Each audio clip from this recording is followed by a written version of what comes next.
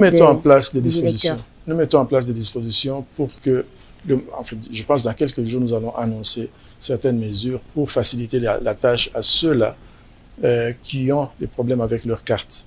En attendant, c'est des duplicata qui sollicitent, on leur donne, mais au-delà, nous allons mettre en place des dispositions de telle façon que personne ne soit laissé de côté. C'est quelque chose que nous n'avions pas prévu.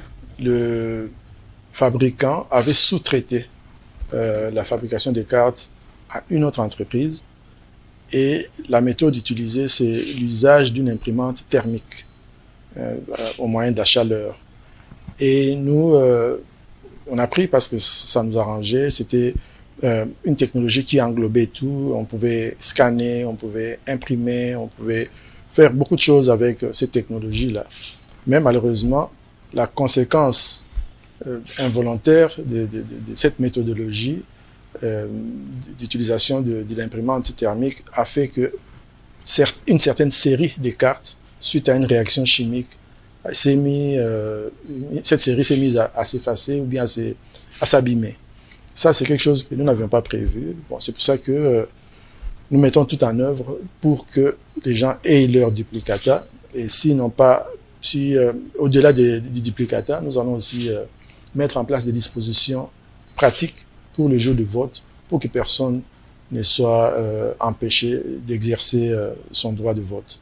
Le Centre Carter salue l'engagement de la Commission électorale nationale indépendante à afficher la liste définitive des électeurs dans chaque bureau de vote au plus tard 15 jours avant le jour du scrutin. Quand est-ce que cette mesure va être effective dans tous les pays? Le jour du vote. Pourquoi le jour du vote? Parce que on doit avoir ces listes-là affichées. Comme ça, quand vous venez en tant qu'électrice, vous pouvez retrouver votre nom et vous saurez exactement où voter. Donc, nous devons faire en sorte que le 20 décembre, ces listes soient affichées partout. Alors, les déploiements de matériel doivent se faire au niveau interne et externe, c'est-à-dire dans les 5 pays concernés par ces élections. Comment ça se passe à l'étranger? Bon, ça se passe comme ça se passe ici. C'est plus facile, on le met dans l'avion. Nous sommes en contact avec le ministère des Affaires étrangères qui nous aide beaucoup avec les notes verbales et tout ça. Et les ambassades, nos ambassades dans les 5 pays, on est vraiment en collaboration. D'ailleurs, au moment où nous sommes en train d'avoir cette conversation, une formation a commencé aujourd'hui pour ceux-là qui vont aller superviser ces opérations de vote dans les 5 pays concernés. Quelles sont les difficultés que vous rencontrez de l'autre côté? Il n'y en a pas tellement. D'abord, c'est un électorat beaucoup plus petit, dans un pays avec de bonnes infrastructures.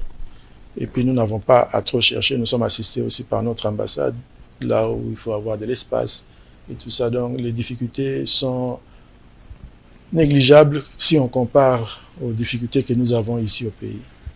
Comment se passera la publication des résultats techniquement? Techniquement, d'abord, c'est très bien détaillé dans la loi.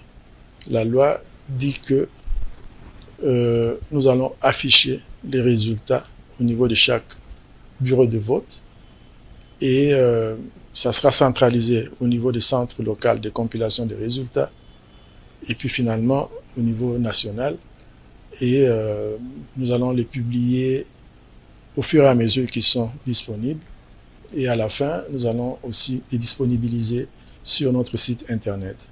En quoi ce scrutin est différent des autres? Quelle est sa particularité en termes d'organisation? Il faut dire que beaucoup de choses ont changé, notamment la loi. La loi a changé sur beaucoup de choses, à commencer par même la CENI elle-même. La loi qui régit, la loi organique de la CENI a beaucoup changé. Évidemment, il y a beaucoup plus d'exigences. Vous parliez des résultats tout à l'heure. Avant, ce n'était pas prescrit dans la loi de publier les résultats sur le site internet. Maintenant, nous sommes obligés de le faire. Ce n'était pas explicitement dit que nous devions afficher ou les publier par bureau de vote. Maintenant, tel est le cas. Et puis, voilà, il y a plein de choses, mais moi, je pense que pour mieux différencier les deux processus, il faut attendre que les élections aient eu lieu. Ainsi, vous pourrez voir qu'est-ce qui a changé. La Commission électorale nationale indépendante a-t-elle pris des